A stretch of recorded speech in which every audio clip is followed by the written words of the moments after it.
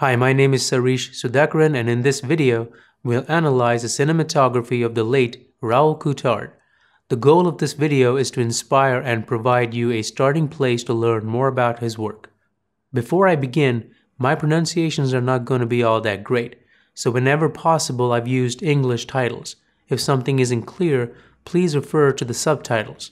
Raoul Coutard will be forever synonymous with the French New Wave. Even though a lot of the credit goes to the auteurs who brought about this revolution in filmmaking, it wouldn't have been the same without Raoul Coutard. For instance, Jean-Luc Godard revolutionized filmmaking with Breathless, and it was his idea to shoot handheld with no artificial lights. But that's like a child asking for a toy that's hard to find, or a politician promising a new dam. It's one thing to have the vision, but you still need someone with the expertise to accomplish that vision. Raoul Coutard was precisely that man. He worked as a photojournalist in Indochina for 11 years no less.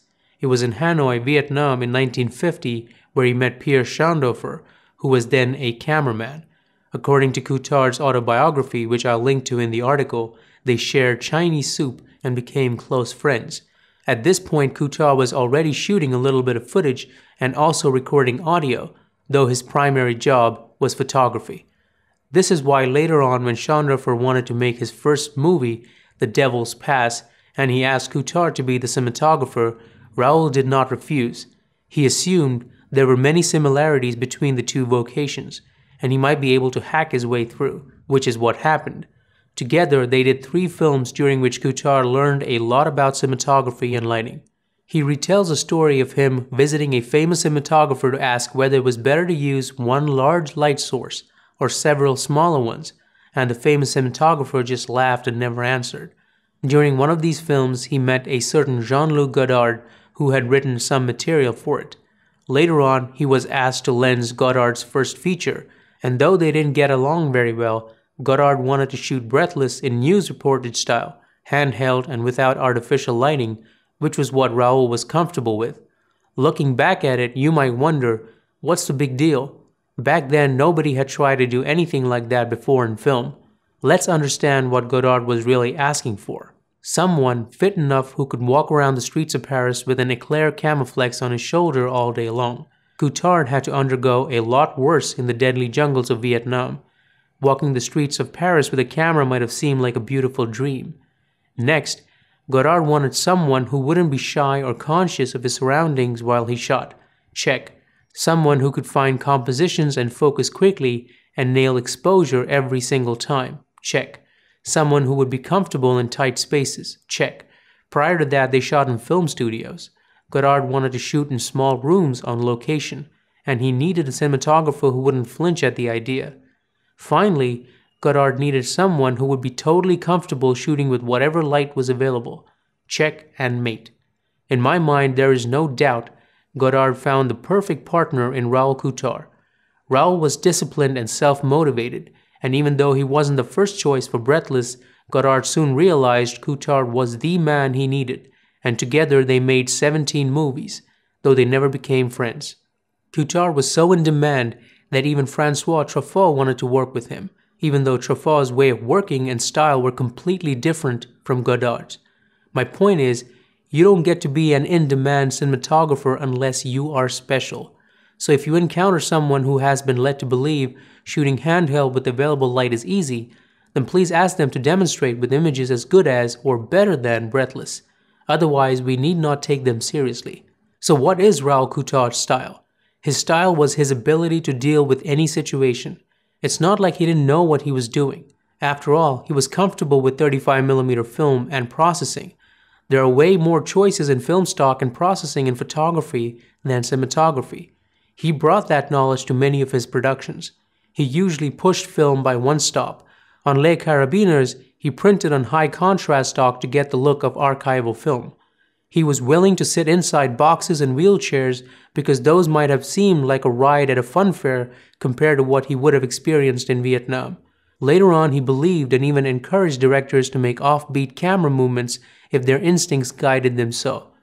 Godard was famous for demanding precise camera moves in curves or straight lines, or whatever else caught his fancy at any given moment. In his early work with Godard, he hardly used artificial lights, except when absolutely necessary. In Breathless, a couple of scenes needed extra light, and he replaced existing practicals with higher wattage bulbs to get the job done. Contrary to popular belief, Coulthard didn't prefer to work this way. He wanted to light cinematically, Rembrandt style, but low budgets forced his hand. Later on, as he got comfortable, he was able to start lighting and still work in Godard style. He popularized the technique of bouncing 500-watt bulbs of silver or white material on ceilings to get a soft, even light around the room. The added benefit of this technique was he could keep the room clear of light stands, and the actors were free to move. One challenge with lighting this way is that the top of the walls will be hotter than the bottom, so it isn't as easy as blasting light onto the ceiling and expecting miracles. The position, size, and intensity of the source are important, as is the judicious use of flags. When lighting faces, especially women, you can see he clearly favored the classical system or the Paramount style, and sometimes he got the actors positioned for a classical Rembrandt.